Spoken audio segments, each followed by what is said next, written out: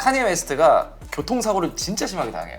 그래서 이도 완전히 다 날아가고 근데 그때 딱 생각이 난 게 샤카칸에 Through the Fire를 샘플링 해야겠다. 그거를 Through the Wire로 바꾼 거예요. 그래서 Through the Fire 이거를 샘플링을 해서 죽음이란 무엇인가? 이거보다 중요한 게 왜 네. 죽음이라는 것이 존재하는가? 이게 과학이다 이거는. 왜 생명은 우주의 거대한 엔트로피를 이기지 못하는가라는 질문으로 확장이 됩니다. 아니 저는 근데 지금 걱정이 또 생겼습니다. 네. 이게 뼈의 사원 아니면 햄넷 둘 중에 하나. 완전히 다른 영화야. 아니 왜냐면 그런 뼈의 사원. 아니 그럼 아예. 햄넷. 왕의 남자도 지금 리스트업에 있어요. 왕의 남자가 아니고요. 아니라 왕과 왕과 사는 사는 남자. 남자. 왕의 남자. 왕의 남자 아직도 안 봤어. 이준기님. 이중기님인가 그거는?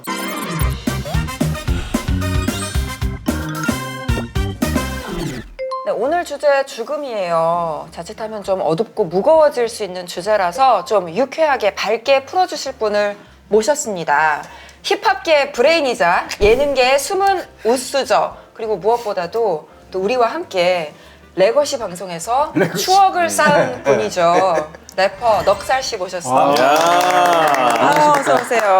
전우예요, 전우. 네, 네, 여긴 네. 또 이제 레거시가 아니니까 네네. 그때 못한 말씀 넉넉하게 또 풀어주고 가세요. 맞아요. 너무 좋습니다. 여기 자리에 앉는 것만으로도 제가 똑똑해지고 대학에 간 기분이에요. 이렇게 굉장한 지성인들 사이에 앉아있다는 것만으로도 검정고 씨. 처음에 다들 그렇게 얘기하세요. 나갈 때는 내가 정말 똑똑한 사람이구나. 에이. 내가 더 위구나. 아이, 불러주셔서 감사합니다. 정말. 사실 게스트를 이렇게 모셔놓고 저희가 너무 다크한 주제를 다루는 거 아닌가 싶어요. 죽음. 네, 뭐 힙합 이런 거 주제로 다뤄도 몇 시간은 거뜬하게 아유, 이야기할 수 전문 있을 영역인데. 텐데. 근데 또 죽음이 생각해보니까 네. 힙합과 또 관련이 많습니다. 오호. 그래요? 네, 힙합 뮤지션들이 이제 이게 레거시가 아니니까 좀 편하게 말을 할게요. 네네네. 공항에서 오버도즈로 죽은 뮤지션들도 있고요. 아하. 그리고 미국 뮤지션들 중에 맥밀러도 사실 굉장히 그걸로 고생을 하다가 젊은 나이에 요즘에 너무 많죠, 사실. 예, 그렇게 또 관련 있는 뮤지션들도 많고 저 죽음에 관련돼서 노래도 많고 네. 맞아요. 넉살님 가져오신 컨텐츠 중에서 진짜 죽음의 문턱까지 갔다 와서 정신을 차리게 되는 한 사람의 실제 예, 이야기를 얘기했어요. 가져오셨더라고요. Get Rich or Die Trying이라고 그건 실제로 50센트의 1집 앨범이랑 앨범 아마 동명이 제목. 네, 맞아요. 앨범 제목, 데뷔 앨범 제목. 예, 우리가 50원 형이라고 부르는 50. 50센트가 네. 닥터 드레 사단에서 이제 발굴이 돼서 500원 아니에요? 그죠. 훨씬 더 50원보다는 가치가 500원. 있죠. 근데 한국에서는 저희가 이제 50원 형, 그래요? 50원 형이라고. 아, 50이니까 그냥 50센트니까. 50센트니까 환율까지는 저희 보호하죠. 환율에 따라서 그거는 이름이 계속 바뀌어. 그러니까. 야, 그 형 이제 650원이야. 야, 그 형 많이 올랐어. 기름값이 2,000원인데 뭔 소리야? 막 이러면서. 근데 또 지금의 환상의 콤비 아니에요? 왜 50센트인지 아시죠? 왜죠? 그게 한국으로 10원짜리 같은 느낌이죠? 어감이. 아, 예전에 네. 미국의 그 브루클린에서 활동했던 네. 어떤 범죄자 유명한 사람이 있었는데 네. 그 사람이 별명이 50센트였어요. 아, 그걸 따온 왜냐하면 거구나. 주머니에 얼마가 있든 그 사람을 털 준비가 된 사람인 거예요. 그 50센트가 50센트밖에 있어도 잔돈밖에 잔돈 없는 없어도. 사람도 가서 터는 거예요. 그래서 그 사람이 그런가 50센트인데 보다. 실제 50센트 그 따온 가수가 거구나. 네, 그 사람의 이름을 따온 거예요. 아, 몰랐어요. 저는 그냥. 자기도 딱 50센트 같은 허슬링을 하는 사람이다라고 해서 그쵸, 너무 이제. 웃긴다. 힙합에서 스트리트 크레딧이라고 하거든요. 그래서 자기가 마약도 팔아보고 총도 쏴보고 맞아봐야 넌 진짜구나를 해주는 거예요. 그게 사실 이제 힙합에서 족적도 많이 남기고 그리고 되게 괴인 중에 한 명이에요. 실제로 저 50센트가 총을 맞아요. 9발인가? 엄청 많이 맞아요. 실제로도. 우와. 그래서 근데 살아남아요. 실제 얘기는 어떨지 모르겠지만. 근데 그 장면에서 이제 총을 맞는 장면에서 그 되게 좀 클리셰적인 장면이긴 한데 총을 맞으면서 애가 태어나요. 그래서 탄생과 죽음이 같이 동시에 이렇게 교차 편집으로 나오거든요. 그 장면이. 오히려 그 9발을 맞고 네. 진짜 죽음의 문턱이었는데 네. 50는 그때 그 데미지로 목소리도 그리고 발음도 좀 바뀌면서 자신만의 특색을 또 가지게 되고 죽음에서 살아 돌아온 어떤 서사도 가지게 되면서 이 뮤지션의 힘도 더 강해지게 되는. 야. 실제 50센트가 그랬던 이야기가 들어가 있는 Get Rich or Die Trying이 또 생각이 나더라고요. 죽음과 탄생에 대해서 사실 저 영화 OST 앨범이 진짜 좋아요. 제가 어렸을 때 정말 많이 들었던 앨범이에요. 뭔가 그 괜히 전 덩치도 작고 한데 저걸 들으면 다 이길 수 있을 것 같고 거기 윈도우 샤퍼라는 곡이 들어있는 건데 이제 그것도 사실 뭐 멜로디가 좋고 이런데 가사는 보면은 너는 막 뭐 아이 쇼핑하고 너 밖에서 구경하지 나는 가서 산다 이런 내용이에요. 귀여운 곡이. 대부분 가사가 그래요. 그쵸. 근데 그러다가 너 총 한 번도 못 쏴봤지? 나 9발 맞았는데 이러고 나서 이제 갑자기 귀엽다가 그리고 이게 약간 총에 맞은 뮤지션 얘기하니까 죽음의 사선을 건너서 온 유명한 뮤지션이 또 카니에 웨스트가 있죠. 카니에 웨스트. 이 샤카칸의 이 사실 그 Through the Fire라는 곡이 있는데 그거를 이제 카니에 웨스트가 교통사고를 진짜 심하게 당해요. 그래서 이 이도 완전히 다 날아가고 완전히 다쳐서 그 카니에 웨스트도 발음이 그때 좀 변해요. 그리고 이의 그 교정하고 이런 거를 치료를 받으면서도 그 생각을 한 거 이거 어떻게 노래로 만들지? 근데 그때 딱 생각이 난 게 샤카칸의 Through the Fire를 샘플링 해야겠다. 나는 뭐 이렇게 어떤 사람과 불도 뚫고 뭐 이렇게 다가는 이런 내용의 노래인데 네. 그거를 Through the Wire로 바꾼 거예요. 이빨 교정기 치야 이가. 방송이 Through the 아니고. Wire, 그래서 Through the Fire, 나나나나니나.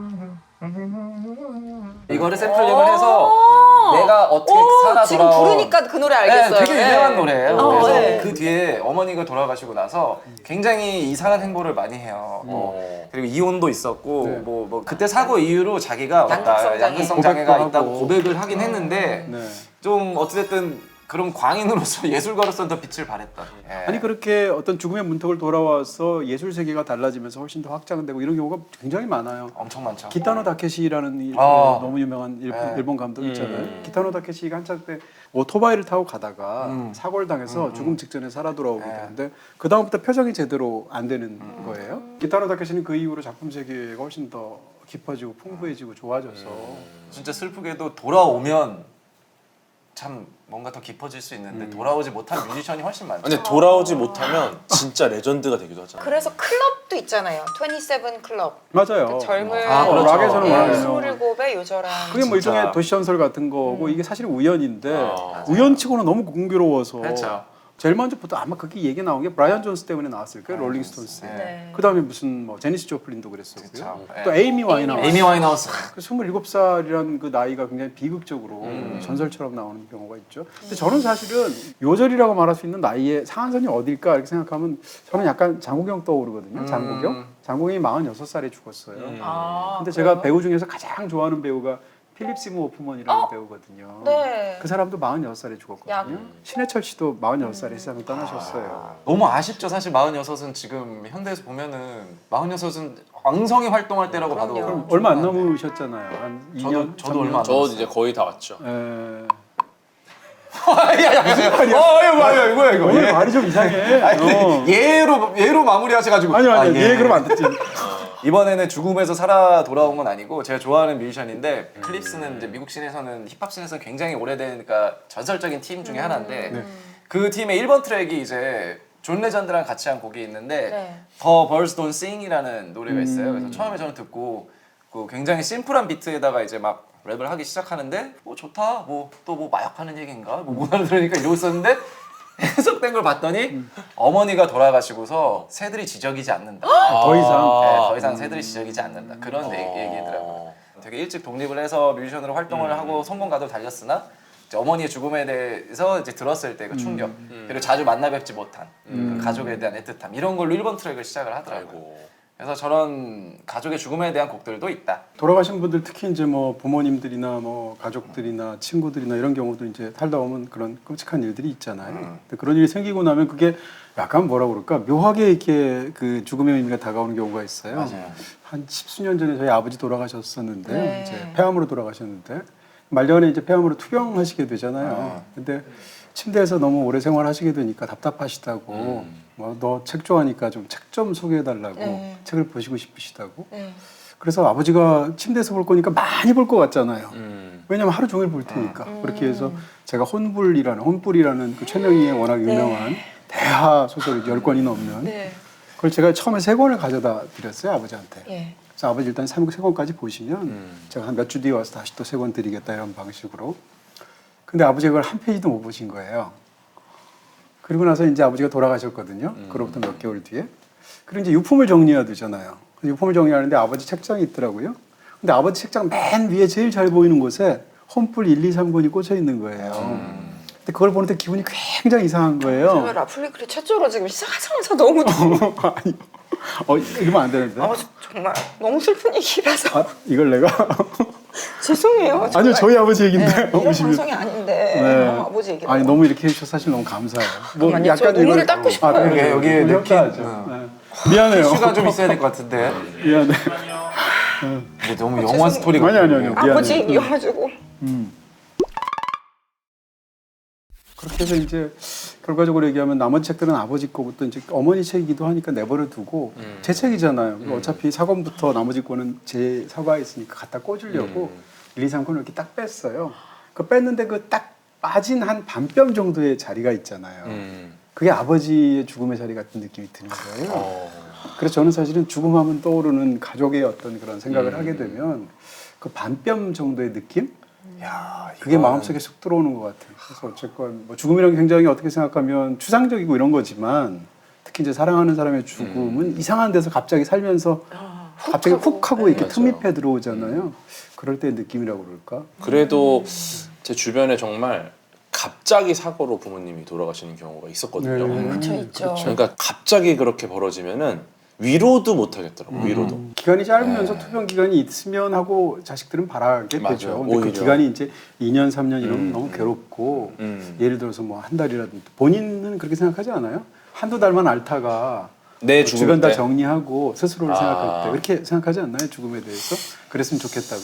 그렇죠. 사실 네. 막 너무 그러니까 지금 여러 죽음에 대해서 남들이 너무 무겁고 항상 슬프게 안 받아들이기를 맞아요. 주변에게 바랄 것 같은데요. 그 시간이 오면. 그렇죠. 약간 호상 느낌으로 가고 싶은 그러니까 뭐 예를 들면 뭐 다른 사람들은 뭐 야막 뭐 저희 형제들도 그러지만 뭐 나 갔을 때는 음악 틀고 파티 해야지 막 이런 거 얘기하거든요. 저희끼리는. 맞아요. 그게 참 모르는 죽음 보통 좋다고 하잖아요. 이게 그리스 신화에 이제 트로포니우스라는 사람이 있어요. 아폴론 시인을 위한 거대한 어떤 신전을 만들어서 이렇게 봉헌을 한단 말이에요.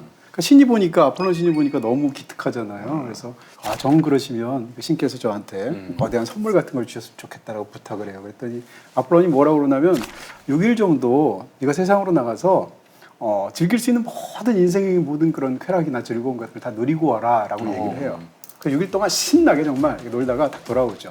돌아오고 나서 준비가 됐으니까 선물 달라고 하니까 아폴론 신이 트로포니우스를 재워요. 네. 그리고 목숨을 앗아가요. 그게 선물이었어요. 그러니까 어떻게 생각하면 최고의 선물은 네. 자기도 내가 모르는 모르는 죽음. 어? 그 사이에 6일이 아닐까요? 그럴 죽기 전에 모든 쾌락을 해버렸네. 그럴 수도 있죠. 이 두 가지가 네. 합쳐진 게 어떻게 생각하면 신화라는 게 사실 야. 그 속에 그래. 신나게 놀았으니까 이제 가도 되지. 그치. 그거 뭐 억울한 게 없잖아. 여한이 없죠. 놀기도 왜냐면 놀았고. 6일 뒤에 삶이 계속 이어졌을 근데- 때 슬픔이 올 수 있으니까 맞아, 차라리 맞아. 즐거울 때 가라. 본인은 네. 모르고 죽는 게 너무 좋을 수 있지만 남겨진 사람들한테는 그렇죠. 작별 인사를 할 기회를 주지 않는 맞아요. 거니까 네. 그래서 네. 너무 힘든 일이죠. 맞아. 시작부터 너무 마음이 무거운데 무거워요. 다양한 얘기가 네. 벌써 나오고 있네. 자, 일단 죽음에 대한 정의를 해봐요. 네. 사전적으로 정의를 하면 네. 이제 생물의 생명이 끝난 상태일 거고 우리가 의학적으로 의사가 사망 선고를 할 때는 호흡이나 심장이 정지된 심폐가 정지된 상태일 거잖아요. 과학적으로 혹시 또 궤도님만의 시각으로 죽음을 정의 내릴 수 있을까요? 일단 좀 이 무거운 분위기를 전환을 해보겠습니다. 네, 그냥 죽음을 과학적으로 정의하면 네. 생명체가 스스로 질서를 유지하고 죄송해요. 시원하게 괜찮으신 거예요? 죽으려나 형님 봐. 시원하게. 네. 마지막에 형님 그래도 한 보름 전에는 알려주세요. 주제가 오면 지금 알려주는 거야. 지금 알려주는 거야. 네, 그래서 죽음은 생명체가 질서를 스스로 유지하고 항산성을 유지하는 능력을 영구적으로 상실한 상태라고 봅니다. 그렇게 볼수 있겠네요. 네, 근데 죽음이란 무엇인가? 이거보다 중요한 게 네. 왜 죽음이라는 것이 존재하는가 이거. 이게 과학이다 이거는. 근데 이게 재밌는 게 이거는 질문을 좀 바꿔야 돼요. 우리가 왜 죽는가라는 질문은 왜 생명은 우주의 거대한 엔트로피를 이기지 못하는가라는 질문으로 확장이 됩니다. 예, 이게 무슨 말이냐면은 연력학적 이 법칙에 따르면은 닫힌 계에서 엔트로피는 계속 증가를 해야 돼요. 그러니까 질서에서 무질서로 이동하는 것이 우주의 법칙이거든요. 네. 예, 그런 상황인데 이 생명체가 하는 다양한 활동들을 보면은 외부 환경 입장에서는 훨씬 더 큰 무질서도가 만들어진다. 근데 오. 물리학자 입장에서 봤을 때는 왜 생명체가 있을까? 그 무질서도의 증가를 더 가속시키는 누군가가 필요하기 때문에 생명이라는 걸 만들어낸 거다 우주가. 네, 혹시 무질서도의 증가가 느려질까 봐. 다시 돌아가 보면은 우리는 왜 죽어야 하는가? 제가 이 질문 잘못했다 그랬잖아요. 네네. 죽는 게 당연한 우주에서 이 우주를 더 빠르게 죽음으로 몰기 위해 우주는 우리가 필요한 겁니다. 아, 죽음을 저는 이렇게 개인적인 굉장히 퍼스널한 이야기를 듣다가 갑자기 네, 줌을 거시적으로 땡겨서 딱 하니까. 그냥 우주적으로 네. 들으니까 죽음의 석탄이네 우리가. 우리는 죽음을 위해 태어났어요. 네. 멋진 표현이다. 그냥 가사 쓰셔야겠어요. 아니 그때는 조금 다 이해한 건 아니었어. 파사 결려라서. 예, 그냥 아무래도 그냥 와 근데 이게 되게 신기한 견해죠. 재밌죠. 왜냐면 재밌는 견해네. 우리가 안 죽으려고 하는 것 자체가 와. 이 우주의 죽음을 가속화시키는데 이용당하는 그 거예요. 얘기를 들으니까 그 데이비 실즈라는 사람이 있어요. 우리는 언젠가 죽는다라는 책을 쓴 사람이 있는데 그 사람이 뭐라고 그랬냐면 죽음이라는 것은 삶이라는 임시직 이후에 오는 상근직이다 이런 말을 한 적이 있어요. 삶은 유한하고 그러니까 죽음은 무한하다. 그런 얘기죠. 그러니까 죽음이 디폴트라는 거고 삶이라는 게 약간 기적처럼 잠깐 빛을 내다가 사라져가는 맞아. 거라는 거예요. 그러니까 우리가 삶을 사는 것은 사실 우리 이제 지금 임시직을 하고 있는 거고. 다 그냥 알바인데. 뭐 사실. 네, 그러니까 그렇죠. 죽음이 정규직이야. 그러다가 이제 잠깐 예, 커피 몇 잔 타다 죽음이 가는 찾아오는 건데 뭐 그렇게 다들. 예. 아이작 아시모프의 최후의 질문이라는 단편이 있습니다. 최후의 질문. 네, 이게 되게 재밌는데 우주 자체의 어떤 죽음에 대한 이야기를 다루는 단편입니다. 그래서 인류가 계속해서 컴퓨터를 만들고 컴퓨터에게 질문을 합니다. 딱 그 질문은 하나예요. 우주의 엔트로피 증가를 되돌릴 수 있는가? 네, 제가 지금 설명드린 것처럼 우주는 엔트로피가 증가되는 방향으로 가잖아요. 근데 이거를 계속 질문해도 네. 컴퓨터가 데이터가 부족하다라는 답만 내놓습니다. 계속해서 반복이 되면서 컴퓨터가 드디어 답을 찾아냅니다. 계산이 끝난 거야. 데이터가 이제 다 모였어. 근데 그때는 이미 인류를 포함해서 존재하는 모든 것들이 다 사라졌어요. 그 상황에서 이제 컴퓨터가 이제 답을 출력합니다. 네, 뭐라고 해요? 그 답이 빛이 있으라. 네? 네, 그러고 끝납니다. 창세기는 창세기. 네, 네, 네. 그러니까 빛이 일장일단이잖아.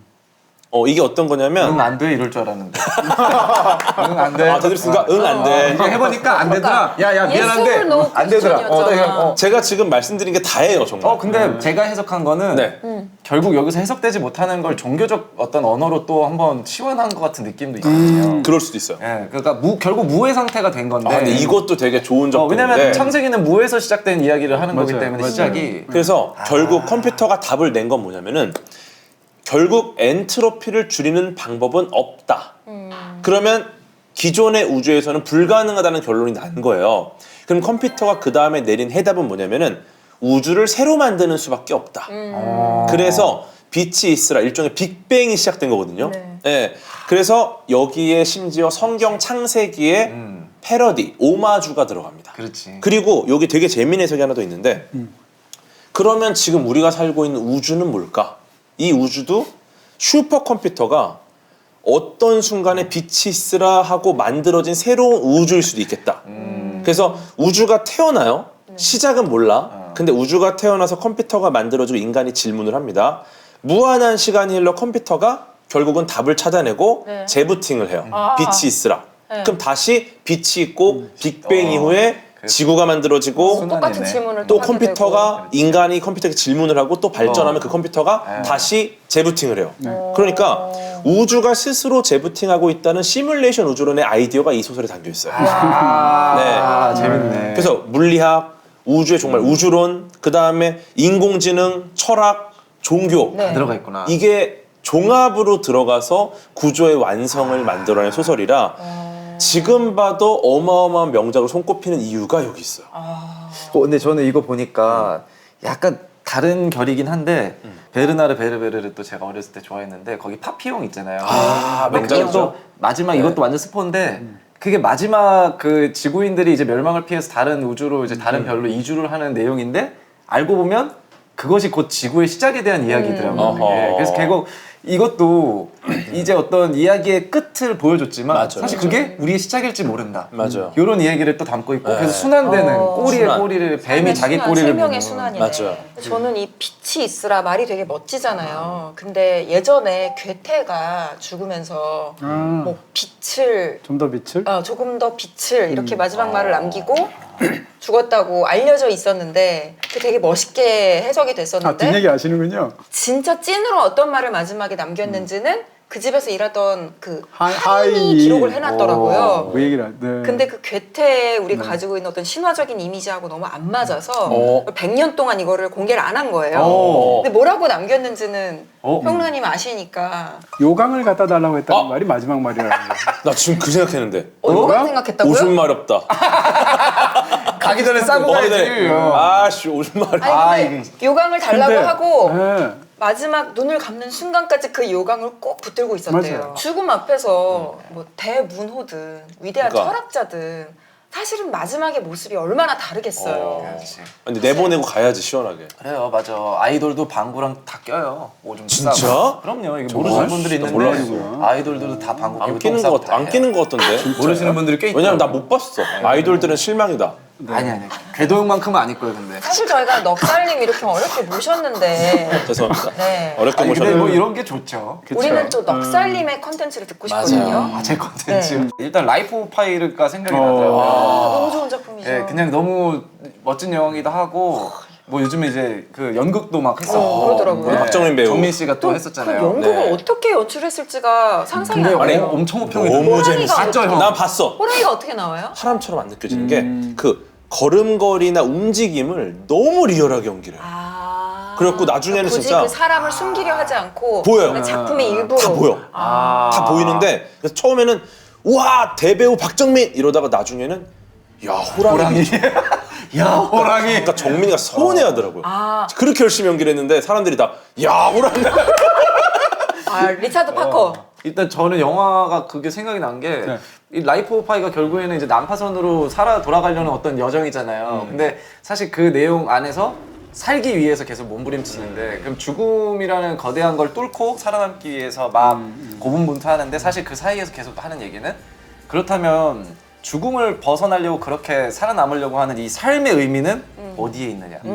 거기에서 진실과 거짓은 무엇이며 맞아. 서로가 서로의 목숨을 빼앗으려 하는 그 살기 위한 어떤 죽임 이런 것들이 삶에 계속 녹아 있는데 결국 거대한 메타포는 그냥 인생이라는 거를 딱 맞아. 말해주잖아요. 거기서 폭력적인 사람은 어떤 폭력적인 호랑이로 표현도 되고 근데 하지만 그게 영화 자체 내에서 진짜인지 거짓인지는 되게 모호하고 마지막에는 예. 어떤 이야기가 더 마음에 드세요?라고 그렇죠, 물어보잖아요. 그렇죠. 그게 정말 그래서- 큰 반전이죠. 그래서 결국 죽음을 피하기 위한 혹은 죽음까지 우리가 결국 도달하는 죽음이라는 시간 안에 삶에선 과연 어떤 것들이 중요하고 우리가 무엇을 진실이고 무엇을 거짓으로 믿을 것이냐라는 이야기라서 근데 처음으로 갑자기 뜬금없이 좀 생각이 났었어요. 네.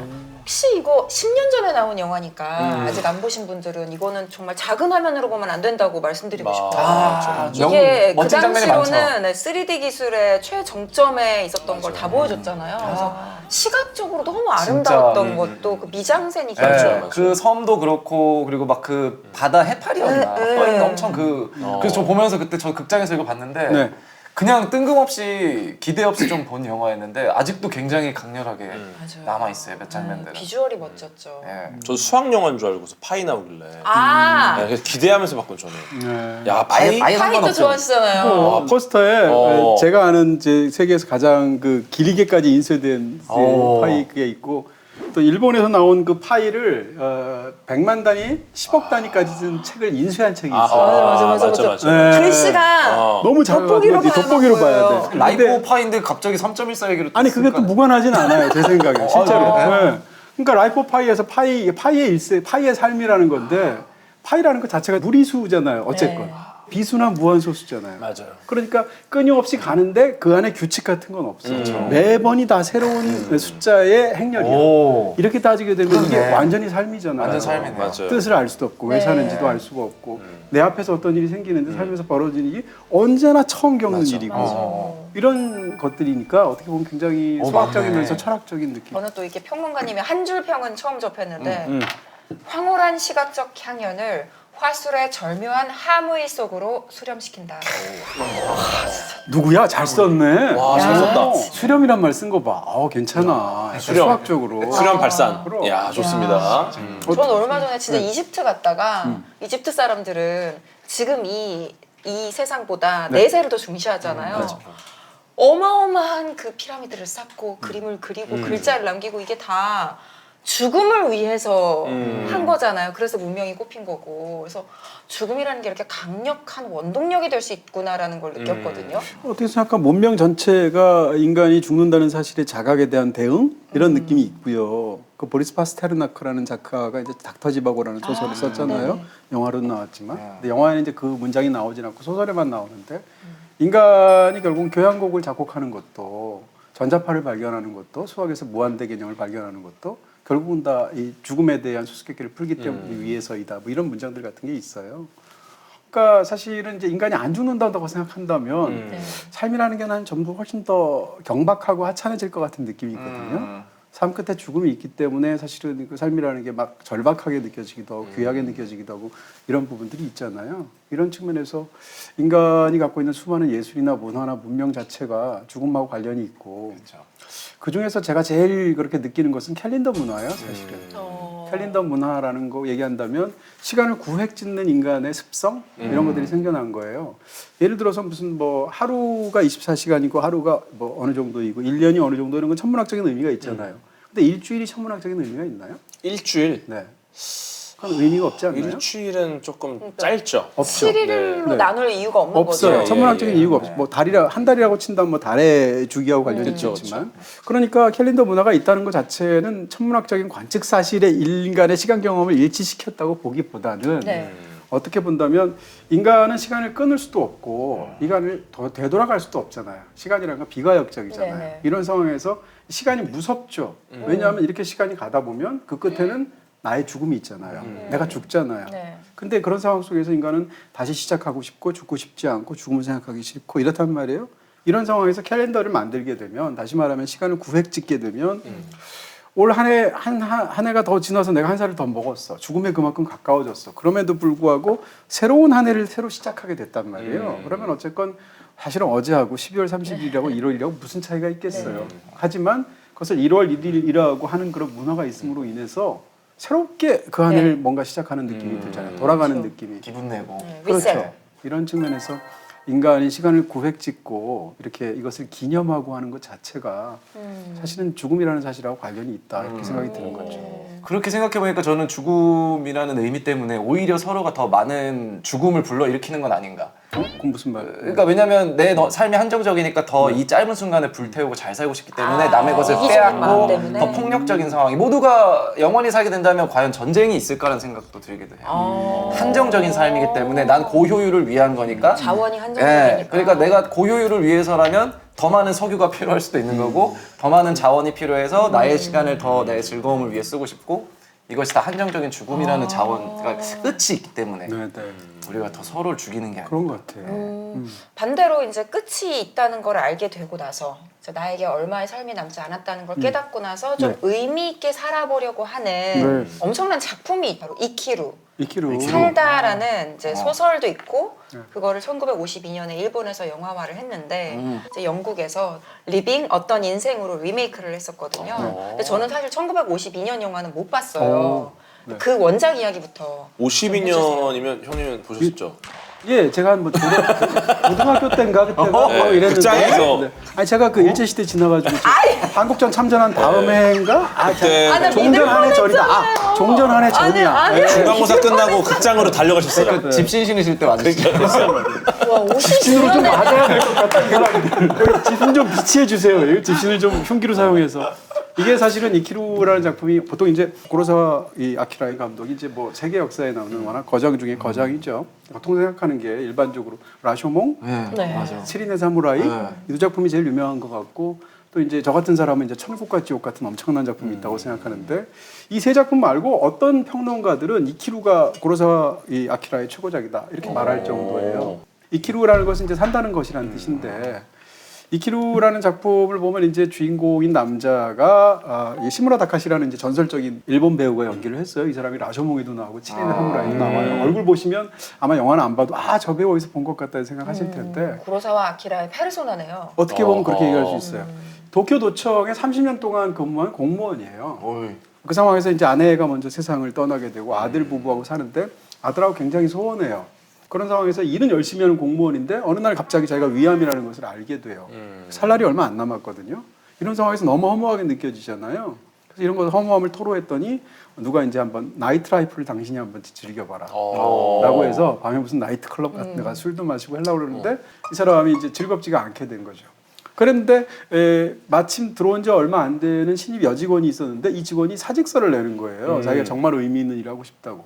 아이들을 위해서 장난감 같은 걸 만드는 일에 대해서 굉장히 기쁨을 느껴서 그 일을 하려고 공무원직을 그만두는 거죠. 그러니까 이 남자가 머리에서 갑자기 불현듯 무슨 생각이 든 거예요. 얼마 전에 이제 공공 놀이터를 만들려고 하는 주민들의 움직임이 있었는데 그 당시에 일본도 이 관료주의가 너무 심해가지고 그걸 허가를 받기 위해서 A 부서에 가면 B 부서 가라고 아하. B 부서 가면 C 부서 가라고 돌리기, 계속 돌리기. 뺑뺑이 돌리니까 안 된 거예요. 그러니까 그 일을 생각하고 이 사람이 들어가서 얼마 안 남았지만 놀이터를 만드는 일에 매진을 하는 거예요. 그러면서 이제 벌어지는 후반부 이야기가 있습니다. 근데 이 영화에서 한 가지만 말씀드리면 이게 아마 제 생각에 영화 역사상 그네가 나오는 가장 아름답고 처연하고 슬픈 장면이 이 영화에 있어요. 그네. 아 리빙에도 그 그네 장면이 똑같죠. 나오거든요. 네, 보시면 거기서 이제 노래를 불러요. 근데 눈이 오거든요. 눈을 고스란히 맞으면서 이 초로의 신사가 눈이 탁 풀린 채로 노래를 부르는데 그 노래는 인생은 짧으니까 젊은 아가씨야 마음껏 사랑을 하고 열정이 남아있는 동안 인생을 즐겨라 이런 노래를 남자의 낮은 목소리로 쫙 부르면서 그네가 이렇게 천천히 움직이죠. 그런 아주 역사상 유명한 장면이 있는데 그리고 이제 뒤에 어떤 장면으로 이어지는 아주 인상적인 또 이 편집에 의한 그런 연결 방식도 있고요. 설명드리기 좀 어렵고 왜냐하면 스포일러 때문에. 근데 이게 참 저는 웃긴 게 네. 그런 걸 좋아하는지 참 시한부 하니까 떠오르는 게 이 브레이킹 배드거든요.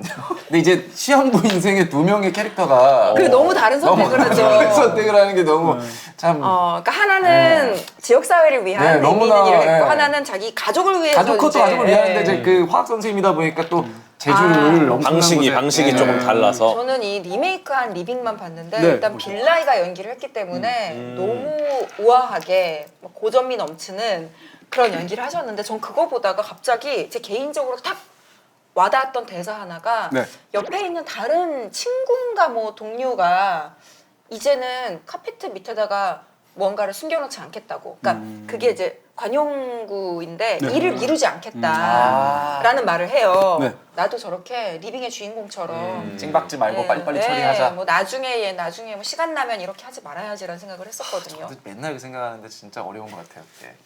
몇 년째 앨범 해야지, 음악 해야지. 몇 년째 그냥 언제 하냐 이거. 저희가 천국과 지옥 편에서도 다뤘던 애니메이션이긴 한데 코코 기두님이 또 다른 관점으로 설명을 해주신다고요? 그렇죠. 뭐 사람이 죽으면 죽은 자의 세계로 가는데 기억해주는 동안 생존한다. 그게 이제 핵심인데 이제 이런 과학 얘기를 하고 싶은 거죠. 정말 기억에서 사라지면 진정한 죽음이 오는가? 기억하는 한은 그럼 죽지 않는 것인가? 네, 그러니까 생물학적으로는 사실 죽음의 정의라고 볼 수는 없는데 이걸 이제 정보 이론으로 좀 해석을 해볼 수가 있습니다. 최대한 많은 데이터를 저장하거나 통신하기 위해서 데이터를 정량화하는 응용 수학의 한 분야가 이 정보 이론이거든요. 정보의 차원으로 세상을 해석하는 이론이다. 이렇게 볼 수 있는데 그래서 어쩌면 코코에 나온 이 기억하면 죽지 않는다. 다른 차원에서 요거는 약간 정보 이론 관점으로 코코가 집어넣은 과학 이야기일 수 있어요. 네, 그래서 죽음 이후에 물질적으로 보면은 몸이 이제 분자들이 전부 다 재구조화가 되면서 네.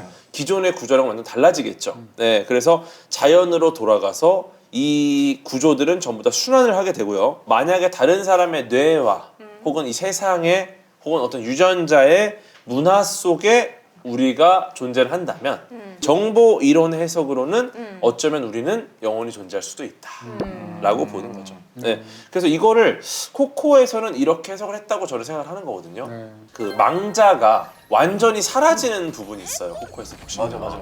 이 우주에서 그 사람의 데이터가 완전히 삭제되는 걸 표현하는 거라고 보이는데 예, 정보가 삭제될 때 발생하는 어떤 물리적인 에너지의 방출을 시각화해서 코코에서 표현한 거라고 볼 수도 있다는 거죠.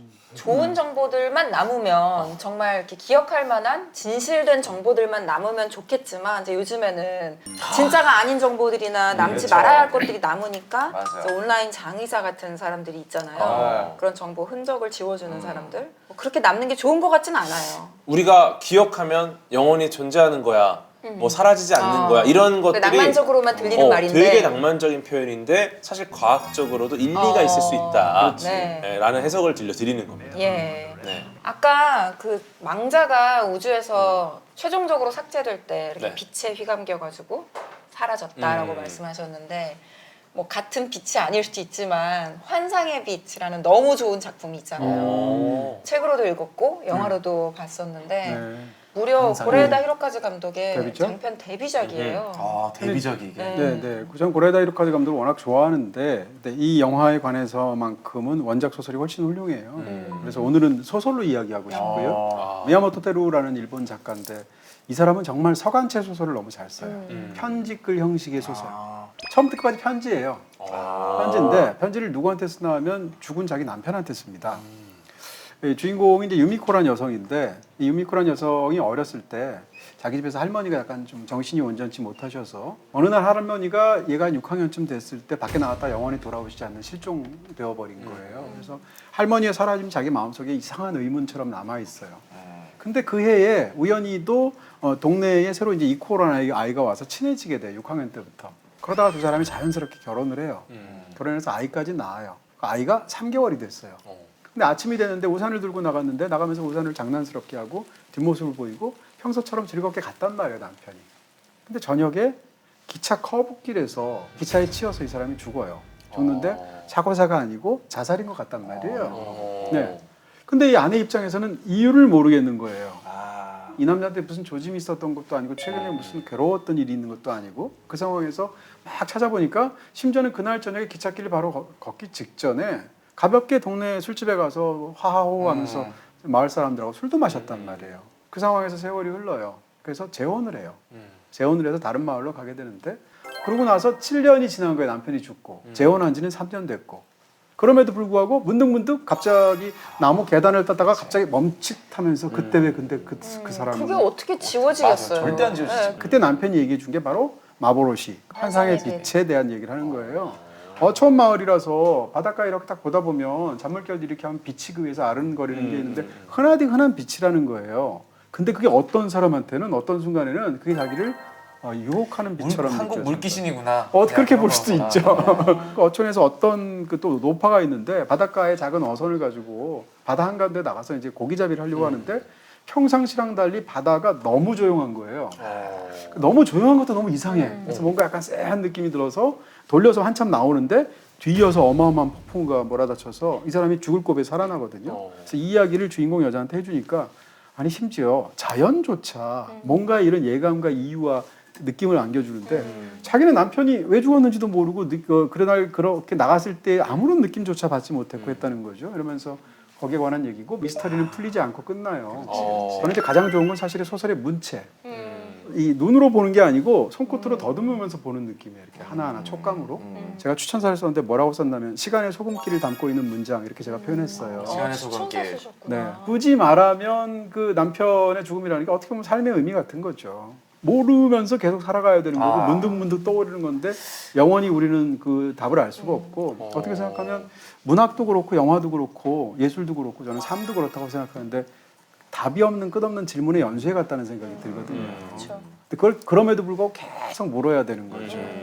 근데 저 환상의 빛처럼 그냥 뭐 너무 유명하지만 한국어 번역 제목으로는 상실의 시대가 있잖아요. 노르웨이의 숲. 노르웨이의 숲도 80 몇 년도 80년대 책이니까 후반? 상실에 대해서 되게 잘 사용하는 문학들이 많은 것 같아요. 요란하지 않게 좀 조용하게 네. 일본 문화의 그 죽음을 보는 독특한 어떤 그런 생사관이 있다고 하죠. 어떻게 보면 약간 죽음에 대한 매혹이 있다고 그럴까요? 역설적으로 말하면 그런 부분이 일본 문학이나 일본 영화에 있다고 하죠. 맞아. 리빙 리메이크 할 때도 사실 일본에서 노벨 문학상을 탔던 그 일본계 영국인 작가가 각본을 가조의식으로. 썼거든요. 근데 그분이 쓰지 않았다면 이 영화가 이렇게 잘 만들어지지 않았을 거라는 얘기가 있을 정도로 정말 그 일본 작가들이 갖고 있는 네, 그 감수성이 있는 것 것 같아요. 28년 후를 이제 들어보고 싶은데 네. 너무 좀 단순하게 생각한 것도 있고 전설적인 좀비 영화에 엄청 오랜만에 나온 후속작이잖아요. 네. 실제 넘버링에. 그래서 보면서 일단은 영상미를 되게 재밌게 봤고 사회를 형성하고 그 안에서도 조금씩 이제 뇌발달이 된 친구들이라든지 이 가족의 형성이 된 그들의 어떤 사회가 또 진행되는 것들도 나오는데 네. 거기서 이제 중요한 게 이제 그 의사 선생님, 네, 그 거기도 켈슨. 네, 네. 그 거기서도 이제 뼈로 이제 사원을 만들어서 네. 병을 가진 어머니를 이제 소년이 탈출시켜서 엄마를 데려가고 이렇게 해서 결국엔 엄마가 죽게 되고 어머니를 화장까지 시키는 이제 그 장면이 있는데 거기서 나오는 이제 유명한 메멘토 모리.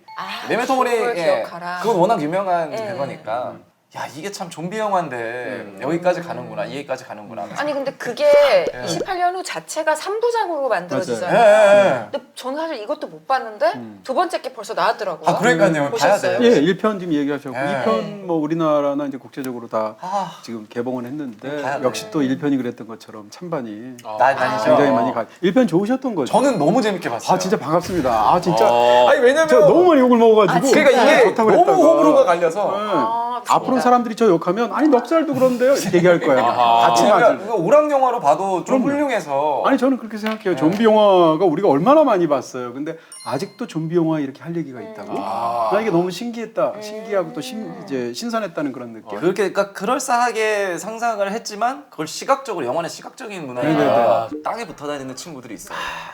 그래서 저희가 보면서 그 네.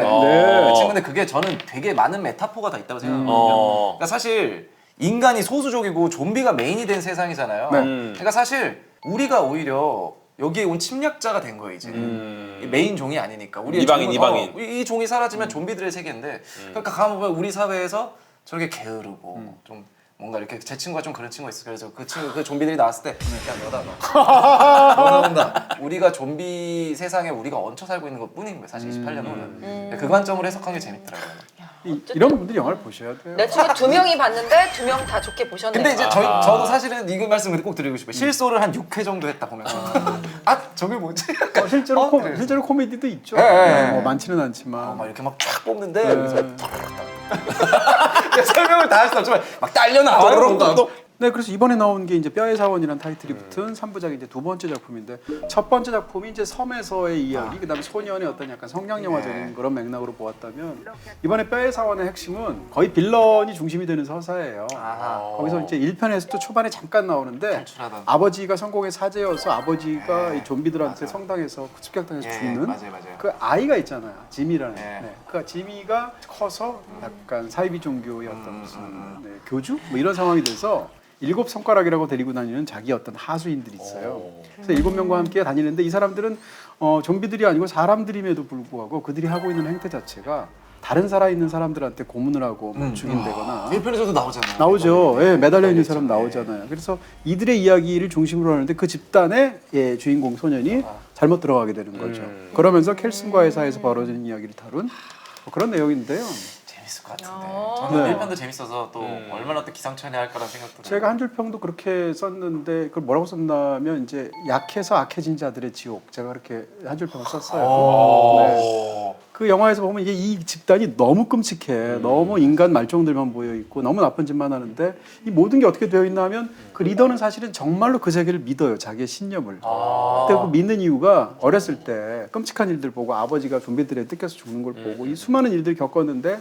자기의 어린 마음에 그걸 본 거로는 이거를 자기가 어떤 식으로든 논리적으로 내화하지 않으면 삶이 붕괴되고 살아갈 수가 없는 거예요. 공포와 무서움 때문에. 그러니까 어떻게 생각하면 이 아이가 이 자기한테 일어난 비극을 견뎌내지 못해서 견뎌내지 못하니까 가상의 이야기를 만들어내겠죠. 신화적이면서 종교적인 테마 같은 게 좀비 영화 속에 굉장히 잘 착종이 돼. 아 좋죠. 재밌습니다. 네, 저는 재밌었어요. 보러 가야 왜냐하면 되겠다 이거. 근데 1편도 봐야 돼요. 근데 여기 영화에서 소년이 너무 고통스러우니까 이야기를 만들어낸다고 했잖아요. 악당이 그렇죠. 저 너무너무 좋아하는 영화 같이 쓴 영화인데 네. 몬스터콜이라는 영화도 보면 너무 훌륭하죠. 소년이 네. 12살짜리 소년이 주인공인데 어머니가 이제 암투병으로 침대에서 누워서 투병 생활하는 거를 보는 게 너무 고통스럽잖아요. 이 아이에겐 너무 견디기 힘든 나날들을 보내고 있는데 밤마다 12시 좀 넘으면 일정 시각이 되면 몬스터가 나타나는 거예요. 근데 집 앞에 나무 괴물? 커다란 오래된 나무가 있는데 그 나무가 이렇게 살아나가지고 보셨을 거예요. 네. 아이한테 항상 이야기를 들려줘요. 그 나무. 나무가 마치 우리 그 가오갤의 그루트가 맞아. 큰 것 같은 그런 모습이 있고 그다음 또 반지의 제왕 재밌는. 보면 나무 어, 있잖아요. 네. 나무 정령들 이렇게. 네. 그리고 목소리로 이렇게 나긋나긋 이야기를 해주는데 그게 리암 니슨의 목소리라서 또 듣는 게 굉장히 재밌어요. 또 저음으로. 약간 이게 뭘 말하려는 이야기지? 메시지가 뭐지 싶은 아리송한 이야기를 한 3개 정도 들려주는데 마지막에 이제 너가 이야기를 들려줄 차례야 라고 하고 아이가 어떤 이야기를 해요. 마음속에 있던 진실 같은 걸 얘기를 하는데 마지막에 나는 너희 어머니를 치료하려고 온 게 아니야. 너를 치료하려고 온 거야. 라고 말을 하거든요. 이 장면 저는 인상적인 게 그거예요. 이제 학교에서 공부를 얘가 하고 있는데 학교에서 왕따거든요. 그런 상황에서 엄마가 병이 악화가 돼서 병원으로 가게 되죠. 엄마한테 무슨 위중한 일이 생겼어요. 이랬을 때 자기 한참 공부하고 있는데 갑자기 어떤 사람이 들어오더니 선생님한테 귀로 뭐라고 석석석거려요. 그러니까 선생님이 자기 쪽을 한번 이렇게 측은하게 한번 쳐다봐요. 얘는 그 순간 뭐가 이렇게 무슨 일이지? 혹은 갑자기 마음이 철렁 내려앉는 것 같은 뭐 이런 순간들이 어렸을 때 있었다고 저는 생각하거든요. 저희 이모가 20대 때 돌아가셨어요. 저희 그러니까 어머니의 여동생. 근데 저가 이제 할아버지는 이제 강원도 쪽에 살고 네. 계시고 우리는 이제 서울에 살고 있으니까요. 근데 초등학교 때인데 이제 마당에 있는 집이었는데 성수동에 뭐 그때도 흙 먹었거든요. 그래서 흙 먹고 놀고 있었는데 할아버지가 오랜만에 오신 거예요. 외할아버지가 좀 거리가 떨어져 있었는데 뭔가 작은 목소리로 할아버지가 어머니한테 뭐라고 이렇게 얘기하시는 거예요. 엄마가 굉장히 심각한 눈으로 듣다가 눈이 잠깐 마주쳤어요. 근데 뭔지는 모르겠는데 뭔가 굉장히 슬픈 상황이구나 이 생각이 든 거예요. 사실 이모 돌아가셨다는 얘기를 그때 할아버지가 어머니한테 한 거거든요. 근데 이제 저는 그 순간에 몰랐죠. 이런 기억이 찰나적으로 머릿속에 너무 오래 진짜 남아요. 강렬해요. 그래서 지워지지 않죠. 네, 평생 이 기억이 계속 리플레이 되거든요. 몬스터콜 같은 거 보면 이런 장면들이 여러 개 있어요. 말은 안 하지만 그게 다 몸속에서 누적됐던 거예요. 그 감정들이. 그래서 밤에 그 몬스터가 들려주는 이야기로 그게 형상화가 되는 거죠. 근데 아이도 참 연기를 잘했고 또 그 투병을 하는 엄마는 아픈 역할 너무 잘하는 맞아. 것 같아요. 너무 항상 잘해. 뭘 볼 때마다 저 아파요. 아픈 역할을 너무 잘해. 그런 분들이 있죠. 네, 그래서 너무 연기 너무 잘하고 세한 시고니 역할. 위버가 맞아. 외할머니로 나와요. 근데 우리가 아는 그런 투근하고 그런 항상 맛있는 거 해주는 외할머니랑은 좀 다른 외할머니거든요. 에일리언 할머니로 나오는 거 아니에요? 전사 할머니로. 여전사. 약간 조금 외할머니의 그런 전형적인 모습하고는 다른 할머니로 나오는데 감동적인 대화를 나누죠. 이거는 약간 눈물 쏟겠다 뒤쪽. 그래요. 네, 엄청 정말 특히 약간 너무 잘 비슷한 만들었어요. 그런 경험이 있는 사람한테는 이거 뭐 폭풍 눈물이죠. 최근 개봉한 영화라서 많은 분들이 보시면서 이야기를 하고 있는 화제작을 제가 얘기하고 싶은데 왜냐하면 이 영화야말로 정말 가족의 죽음, 비극을 어떻게 받아들이고 승화시키는지를 너무 아름답게 보여준 영화라서 햄넷 뭐 너무 최근 화제작이라 여기저기서 다 얘기하는 영화지만 그래도 언급은 하고 싶어요. 근데 햄릿이랑 관련이 있어요? 옛날에는 햄넷이랑 햄릿이 그냥 같은 말로 쓰였대요. 스트라트포드라는 그 지역에서 이 매기 오페럴이 소설을 썼는데 어떤 기록을 찾아보니까 윌리엄 셰익스피어한테 11살의 나이에 요절한 어린 아들이 있었다라는 기록을 찾은 거예요. 근데 그 시점으로부터 4년 뒤에 우리가 아는 그 비극 햄릿이 탄생을 한 거예요. 그래서 작가적인 상상력으로 그렇다면 이 아들은 어떻게 죽었고 이 가족은 어떤 모습이었을까 작품이 탄생하게 된 배경은 뭐였을까를 엮은 거죠. 셰익스피어인 러브랑도 비슷하네요. 맞아요, 맞아요. 맞아요. 그것도 그런 셰익스피어의 거였는데. 어떤 그쵸, 사생활을 이야기를 상상한 거잖아요. 해서 소설을 이렇게 썼겠구나. 네. 이게 2020년에 소설이 나와서 이미 뭐 베스트셀러가 됐는데 클로이 자오 감독이 이제 영화화를 한 거죠. 셰익스피어가 아니에스라는 여성을 한눈에 보고 사랑에 빠져서 직진을 해서 둘이 결혼을 했으며 첫째 아이를 숲에서 출산을 했고 또 둘째를 임신해서 어렵게 쌍둥이를 출산을 하고 쌍둥이였어요 사실은 이란성 쌍둥이로 햄넷에게는 주디스라는 쌍둥이 이제 자매도 있게 되는데 정말 우리가 그 작은 집에서 같은 식구가 돼서 사는 것처럼 굉장히 인물들을 밀착해서 보게 돼요. 근데 셰익스피어는 우리가 느끼기에는 뭐 영국의 대문호고 위대한 작품들을 남긴 그런 뭐 극작가로 알고 있지만 사실 그 영화를 보다 보면 그냥 아빠이고 남편이에요. 아들이고. 그래서 아빠로서 가장으로서 아이들을 어떻게든 먹여 살리려고 열심히 이제 런던을 오가면서 작품을 쓰는 그런 가장이고 또 아내를 진심으로 사랑해요. 그래서 반대하는데도 막 결혼한 그런 사이예요. 그래서 얼마나 아내를 예뻐하는지도 나오고 그러다가 이 비극이 찾아오는 거예요. 그러니까 얼마나 헤어나기가 어렵겠으며 이 집안의 분위기가 완전히 바뀔 거잖아요. 왜냐면 또 이 남편이 런던을 오가는 생활을 하니까 그 순간에 옆에 없었어요. 그러니까 이 아내분은 아니에스는 남편이 아들이 이미 죽은 뒤에 이제 찾아왔을 때 왜 당신은 그 자리에 내 옆에 없었냐고 막 원망을 해요. 그러니까 사이도 안 좋아지고 집에 이제 적막과 반목만이 가득하게 되는 거죠. 무너지는 거죠, 뭐. 근데 사실은 남편이 글을 쓰는 사람이었으니까 이제 어느 날 그 연극이 이제 무대에 오른다라는 소식을 접하고 이 아니에스가 연극을 직접 보러 가요. 근데 처음에는 왜 우리 죽은 아들의 이름을 이렇게 제목으로 쓰고 막 함부로 이렇게 우리 아들을 입에 올려 하면서 막 화가 난 채로 연극을 감상을 하는데 이제 보다 보니까 아 이게 우리 아들의 죽음을 기리는 방식으로 남편이 작품을 썼구나라는 걸 깨달으면서 완전히 그 작품에 몰입을 하게 되거든요. 그리고 또 실제 그 두 배우가 굉장히 닮았잖아요. 형제인 거죠. 네, 맞습니다. 저도 이름을 보고 알게 됐는데 마지막에 나오는 음악 그 마지막 마크 장면에서 리히터. 막스 리히터의 On the Nature of Daylight이라는 곡이 현악기 선율이 막 점점 커지면서 나오는데 사실은 이 노래가 여러 영화에 쓰였어요. 컨택트에도 나오죠. 네, 우리가 여러 번 얘기했던 그 영화 컨택트에도 나오고 컨택트. 셔터 아일랜드에도 나오고요. 셔터 아일랜드. 또 라오어라고 하는 그 드라마. 노래 그 음악이 나오면 라스트 약간 오브 어스. 반칙이야 반칙. 그 유튜브에서 정말 그 트랙만 그 음악만 꼭 찾아서 한번 들으시면 좋을 것 같은데 그 댓글들이 보면 마치 여기가 무슨 추모 공원인 것처럼 댓글이 전부 몇 년 전에 저희 아버지가 돌아가셨어요. 야. 몇 년도에 이모가 돌아가셨어요. 이런 그 고백들이 쫙 적혀 있어요. 이 얘기 들으면서 컨택트 생각이 또 문득 나는. 네. 오 어떡해요? 왜냐면 거기서도 첫 딸이. 장면이 나오잖아요. 아. 근데 첫 장면에서 알려주지 않잖아요. 그 얘기가 뭔지. 그러니까 다시 그 선택을 할 수 있을까?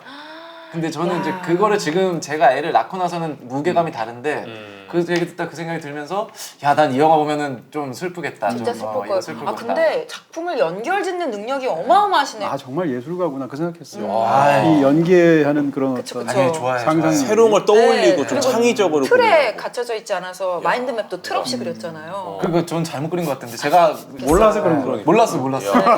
근데 여기에 이제 결정적으로 이게 막 그렇게 햄릿을 우리가 생각하면서 보지 않게 돼요. 심지어 이게 셰익스피어 이야기라는 것도 그냥 까먹고 봐도 되는 영화거든요. 그냥 오리지널 콘텐츠처럼 네. 느껴지는구나. 근데 마지막에 이제 그 유명한 대사 있잖아요. 사느냐 죽느냐 죽느냐. 사느냐. 아, To be 아, or 아, not 아, to be. 사느냐 동냐가 맞아요. 아, to be가 맞아요. 네, 사느냐 죽느냐 그것이 문제로다를 이 아빠가 어떤 심정으로 그거를 읊조렸는지가 나오죠. 그리고 연기가 뭐 제시 버클리가 여우주연상을 받을 것으로 거의 90% 이상 점쳐지고 있는데 사실 다른 사람이 연기했으면 이렇게 몰입을 못했을 수도 있어요. 근데 제시 버클리의 표정 변화가 연기가 계속 머리에 남아요. 아니 저는 근데 지금 걱정이 또 생겼습니다. 네. 이게 뼈의 사원 아니면 햄넷 둘 중에 하나만 완전히 다른 영화야. 아니 왜냐면 시간이 육아와 이제 일정 때문에 아, 그러면요? 진짜 시간이 왜냐면 요즘 금방 느리더라고요. 하나만 봐야 돼요? 웬간하면 두 개 중 하나인데 그런 뼈의 사원. 아니 그럼 아예. 햄넷. 왕의 남자도 지금 리스트업에 있어. 휴민트는 갔나? 왕의 남자. 왕의 남자가 아니고요. 아니라 왕과 왕과 사는 사는 남자. 남자. 왕의 남자. 왕의 남자 아직도 안 봤어. 이준기님. 이중기님인가 그거는? 죽음에 대한 얘기를 하다 보니까 네. 사실 죽음이라는 게 콘텐츠에 너무 중요하잖아요. 다 나오지 뭐. 네, 다 나오잖아요. 웬만한 영화, 네, 웬만한 근데 만화. 네. 죽음이라는 것의 가치를 한번 고민을 해봤습니다. 예를 들어 우리가 이제 어떤 콘텐츠를 볼 때 주인공이 무슨 수를 써도 안 죽는 게 너무 확실해. 그럼 재미없죠. 재미없죠. 네. 우리가 이제 여러 가지 상황에서 봤을 때 계속해서 살아나는 것처럼 느낄 때 네. 아하. 그러면은 내가 애정을 갖고 지켜보고 있던 캐릭터의 죽음 자체가 굉장히 가치가 낮아져요. 네네. 그래서 왜 우리는 이것을 지루하면서 비현실적이라고 느낄까? 죽음이 굉장히 가치가 없다고 느낄까? 요거를 이제 게임 이론으로 한번 해석을 해봤습니다. 게임이로. 네. 진화론적 게임 이론에 따르면은 생명체의 모든 전략이 생존과 번식 이 두 가지라는 보상을 향하거든요. 네. 그런데 생존과 번식의 죽음이라는 이스가 사라지면은 모든 선택의 가치가 0으로 수렴하게 돼요. 네, 그러니까 죽음이 없는 상황에서 긴장감이 사라지는 거는 서사적인 실패라고 볼 수도 있고, 근데 그것뿐만이 아니라 과학적으로 이걸 해석해봐도 뇌가 효율성을 위해서 흥미나 관심을 아예 꺼버리는 상황이 굉장히 맞다라는 거죠. 별로 안 중요한 이야기를 네, 판단해서 가치가 너무 낮은 시나리오가 돼버리는 거예요. 그래서 이거는 뇌의 어떤 효율적인 보상 시스템 때문에 그렇다. 요 말씀을 좀 드리고 싶었어요. 근데 되게 웃긴 게 그래서 이게 또 되게 클리셰잖아요. 어떤 주인공의 어떤 강함과 무적에 대한 만화도 그런 게 또 있거든요. 뭐 무한의 주인이라든지 죽질 않아요. 어허. 근데 이 꼭 웃긴 게 불사의 몸들, 뭐 뱀파이어와의 인터뷰에서 뱀파이어들이 원하는 것 단 하나, 죽음. 그러니까 그들은 죽음을 좀 피하지만 어쨌든 죽지 않는 사람들은 또 죽음을 원하게 꼭 만들어요. 항상 엔딩이 죽지 않는 사람이 나오면 그 사람이 죽을 수 있는 방법을 찾는 게 목적이구나. 대부분 그런 식으로 가. 맞아. 다른 일반 이렇게 우리가 필멸자들은 죽음에 대해서 두려워하지만 불멸자들은 오히려 죽음이 안식을 주는 그런 것처럼 표현이 많이 되죠. 그래서. 맞아요. 그리고 설마 정말 죽지 않더라도 죽을 수 있는 방법이 딱 하나는 있다라는 식의 어떤 서사도 있고 하나 맞아. 그런 심지어 식으로. 딱 그 바늘 구멍을 딱 껴. 그렇지. 네. 근데 재밌는 거는 제가 이 말씀 드리는 게 죽지 않는 주인공을 오히려 지금 제가 말씀드린 이 뇌에서 효율적이지 않다라고 보는 이 보상 시스템을 역이용해서 갑갑한 내용을 만들어낸 콘텐츠가 있어요. 네, Man from Earth라는 작품이 있습니다. 네, 이거 보셨죠? 네, 이게 죽지 않고 수천 년을 사는 캐릭터거든요. 네, 그러다 보니까 이 갇힌 공간에 앉아서 계속 썰만 풀어요. 근데 그 썰이 다 연결이 돼 있고 심지어 그 썰을 푸는 그 어조가 덤덤합니다. 왜냐면 이 사람은 더 이상 연결될 게 없거든요. 그래서 인류라는 어떤 거대한 종의 흐름에서 혼자 유유히 독자적으로 표류하는 존재로 표현이 돼요. 그러니까 이 사람은 외롭고 사람들의 어떤 감정에도 끼지 못하고 굉장히 갑갑하고 닫혀 있고. 결국에는 사실 좀 스포되는 내용이지만 자기가 그냥 뭐 인류 역사와 그 신앙의 거의 시초예요. 이분이 거의 요즘 막 판게아 시절 전이어서 그때 뭐 어디가 어디 붙어 있었는데 막 이런 얘기해요. 예. 14,000년이니까 네, 뭐 그때 맞아. 뭐 미국도 그냥 걸어서 갈 수 있었고 막 이런 식인 거예요. 얘기하는 게. 투자자나 제작자 입장에서는 최상의 영화예요. 맞아요. 이야기 규모는 어마어마한데 그 안에서는 사실은 실내에서 모든 걸 거의 다 해결할 수 있고. 그래서 연극도 있고 그게 요걸로만 터니까. 돈도 정말 적게 들고. 네. 저는 영화적으로는 굉장히 잘 살린 것 같은 게 같은 물리적 공간에서 전혀 다른 시공간을 느끼게 해주니까 그리고 답답함, 갑갑함이 공포감도 주면서 굉장히 짜릿한 어떤 생각을 하게 하잖아요. 네. 그래서 네, 이런 작품도 한번 보시면 좋지 않을까. 좋아요. 네, 죽음과 관련됐다고 생각을 합니다. 네.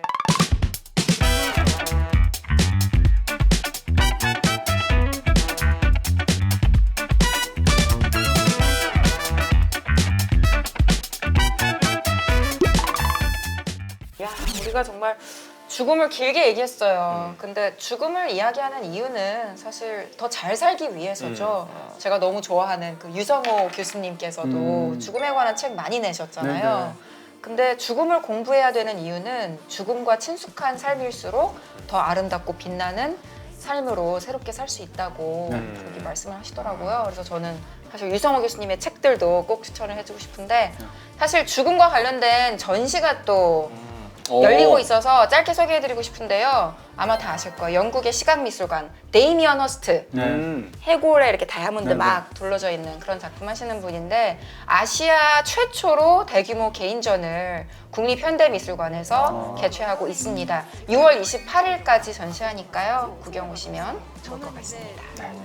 오늘 처음 나오셔서 굉장히 장시간 그것도 쉽지 않은 죽음을 주제로 네. 이야기 나눠봤는데 어떠셨어요? 누군가는 이 소중한 시간을 고귀하게 쓰고 싶지만 또 누군가는 나 이렇게 되는 거 그냥 한번 제대로 놀아보자. 누군가는 사실은- 그냥 너무 허무할 수도 있는 거고. 정말 대단한 주제예요. 대주제예요. 네. 너무 재밌었어요. 예, 너무 즐거웠습니다. 저희도 너무 덕분에 예, 재밌었습니다. 너무 새로운 활력을 불어넣어 주시고 사랑한다는 말 좀 많이 하세요. 사랑해요. 예, 사랑합니다. 네, 넉살. 구독자 여러분 사랑합니다. 사랑합니다. 네. 가족. 네. 예. 오늘 너무 많은 이야기가 오갔는데요. 더보기란 통해서 상세한 정보 확인해 주시기 바라고요. 또 좋아요로, 또 구독 버튼으로, 알림 설정으로 저희에게 사랑 마구마구 표현해 주시면 감사하겠습니다. 다음 주에 뵐게요. 감사합니다. 고맙습니다. 고맙습니다. 아유, 수고 많으셨습니다.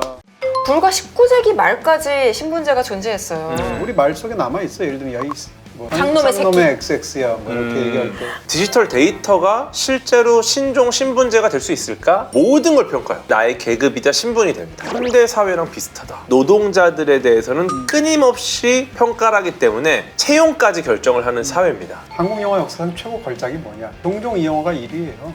가장 어떻게 보면 낮은 신분이라고 할 수 있겠죠. 그런 신분 상승의 꿈을 발목을 잡아채는 공포를 형상화한 게 어떻게 보면 자녀예요. 조선 시대 사람들이 실제로 어떻게 살았는지 이런 거 재밌는 책들 아주 많이 나와 있어요. 조선 시대 사람들은 어떻게 살았을까 이런 것들 보게 되면 되게 정직한 제목이 제목. 그래요? 네. 이거 뭐 시리즈예요. 조선시대 사람들은 어떻게 살았을까를 알기 위해서는 조선시대 조선시대 사람들이 어떻게 살았을까라는 책을 보면 되는군요.